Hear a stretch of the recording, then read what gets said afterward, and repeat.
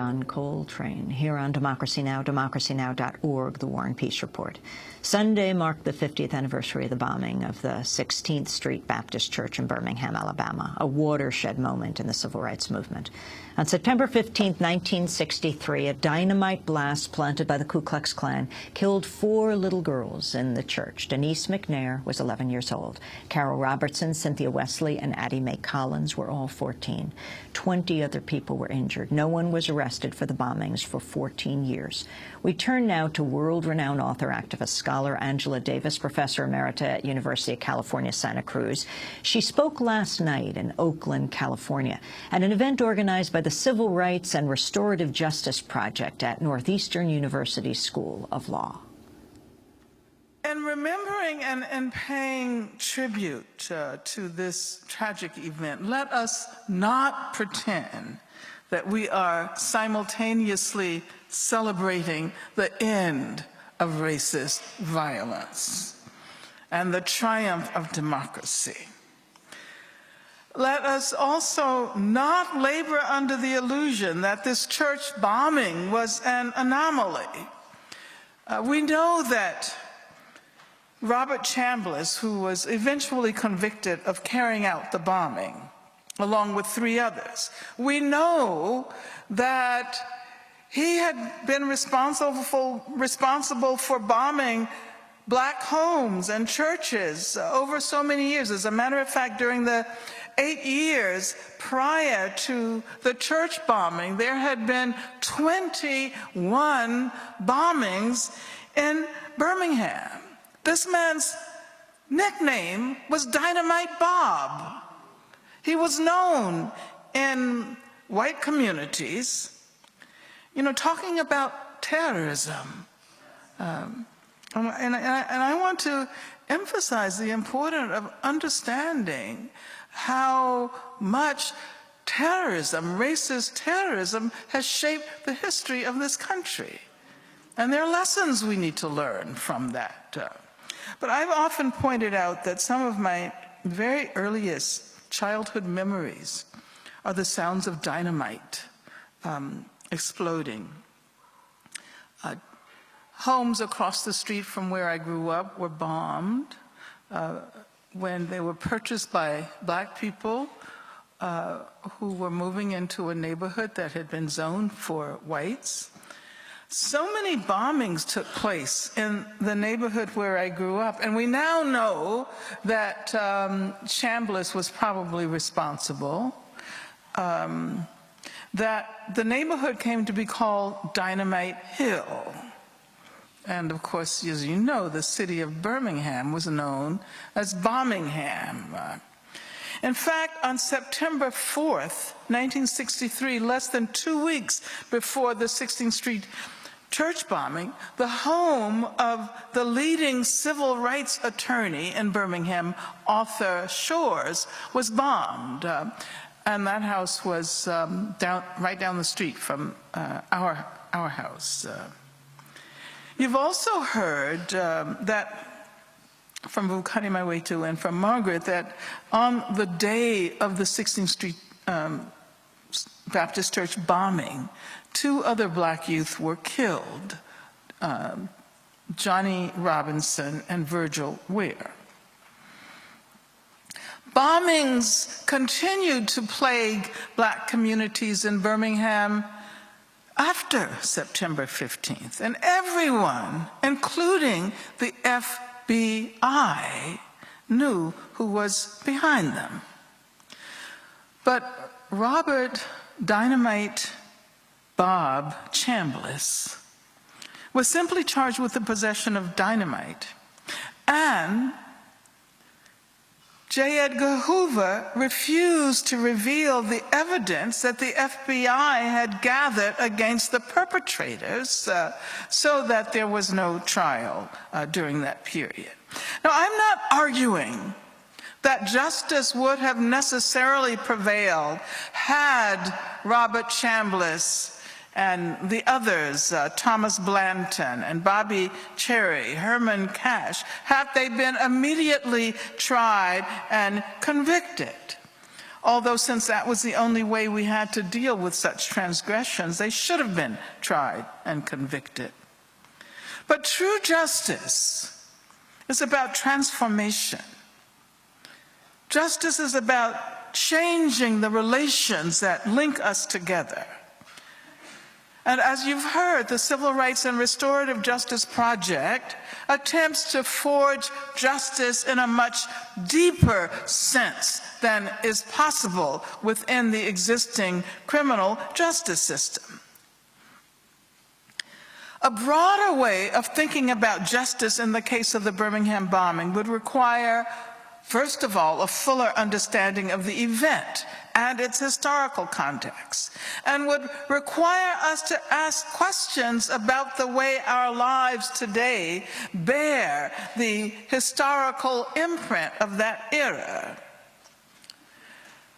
What I fear is that many of the 50th anniversary observances, and there are many, as Margaret pointed out, many that have taken place, many to come, that many of them urge us to close the book on the racist violence of the civil rights era, so that we can embalm that violence and transform it into something to be gazed at through the conventional lens of the museum.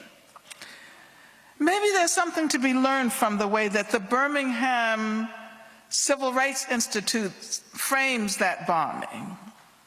As opposed to a regular museum exhibit, and if any of you have ever visited the Civil Rights Institute, you know that it is an absolutely incredible museum with amazing exhibits. But for the church bombing, there's simply a window.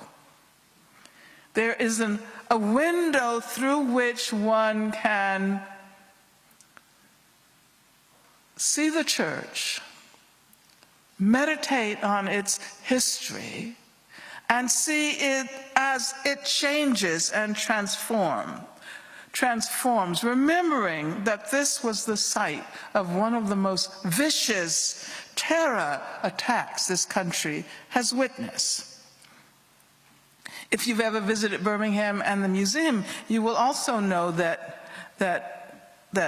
across 6th Avenue from the museum and kitty corner from the church is the Kelly Ingram Park, where demonstrations that were organized in the 16th Street Baptist Church were staged.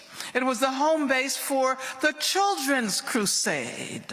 And how many of us remember that it was young children, 11, 12, 13, 14 years old, some as young as 9 or 10, who faced police dogs and faced high-power water hoses and went to jail for our sake. And so there is deep symbolism in the fact that these 4 young girls' lives were consumed by that bombing. It was children who were urging us to imagine a future that would be a future of equality and justice. It's important that we resist the temptation of abstraction. How easy it is to think about 4 innocent young black girls whose lives were violently taken away by white supremacists. And I'm not suggesting that this did not happen. Of course it did. What I'm saying is that it was a lot more complicated. And if we don't attempt to understand the complexity of this historical event, then we will certainly not be capable of comprehending that violence, that racist violence, and its connections with sexist violence, or homophobic and xenophobic violence, which continues to erupt in our lives today. Resisting the temptation of historical abstraction requires us to realize that this was not an extraordinary event that erupted one Sunday morning 50 years ago in an otherwise peaceful city. As I pointed out, violence was very much the norm. When I was growing up, Bull Connor, Eugene Bull Connor, was the commissioner of public safety. And of course, his notoriety is linked to the way in which he used those high-power water hoses and dogs against the children, and because of the KK violence against the Freedom Riders in Birmingham, in which the police, whom Bull Connor controlled, did not intervene. But I remember growing up hearing, when I was growing up, I remember hearing that when black people moved into previously white neighborhoods, Bull Connor would announce that there would be bloodshed. And then indeed there would be a bombing or a house would be burned. As much talk as there has been about terrorism over the last decade, I have not heard one official acknowledgement of the terrorism that prevailed in places like Birmingham.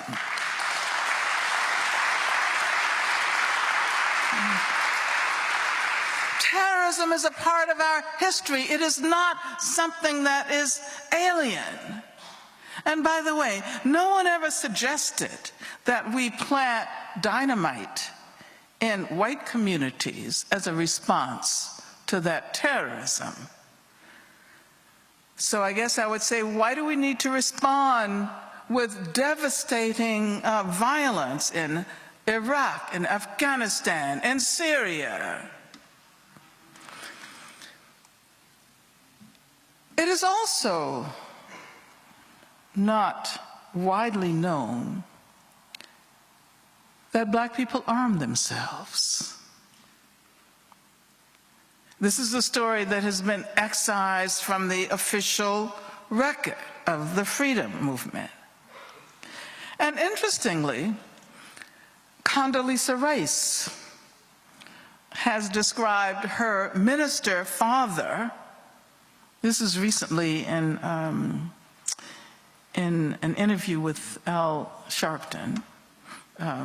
She described her minister father as being a leader of an armed patrol of black men in her neighborhood. And as she pointed out, no one was ever shot. Guns may have been fired to scare the Ku Klux Klan away. They may have been, she says, they may have been fired in the air, but no one was ever shot. No one was ever hurt. And I wonder why she didn't learn this lesson about ways to respond to terrorism, which she could have used during her tenure as Secretary of State.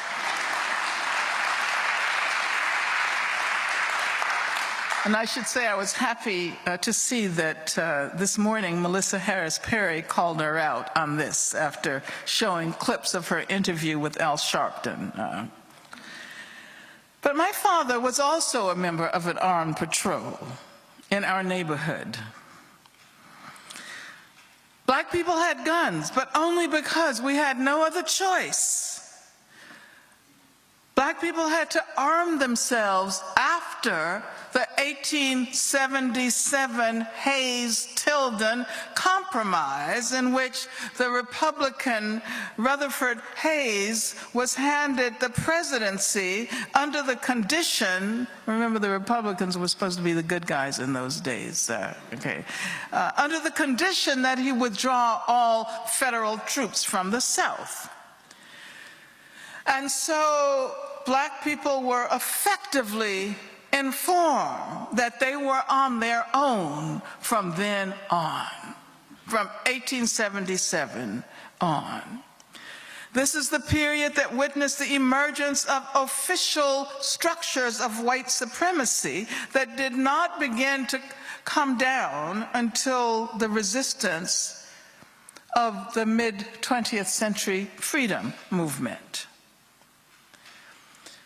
Just as sediments of slavery are still with us, most dramatically represented by the country's incarceration practices and by the racism of the death penalty.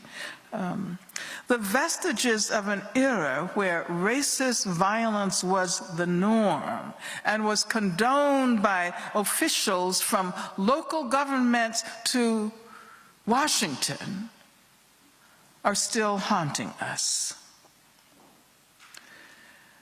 We know the names of young black and brown people who have been killed by the police or by vigilantes. We know the names of Trayvon Martin in Florida, of Hadiya Pendleton in Chicago, who was killed shortly after having participated in the second Obama inauguration. And then, of course, here in Oakland, we know the name of Oscar Grant. Oscar Grant. And I can say that no matter how long an individual perpetrator is sent to prison, in any of these cases and any others, no one can say that justice has been done. Because we know that the roots of racist violence, the roots of the violence that claim their lives are so tightly woven into our country's social fabric that an eye for an eye will not do it. An eye for an eye will not do it.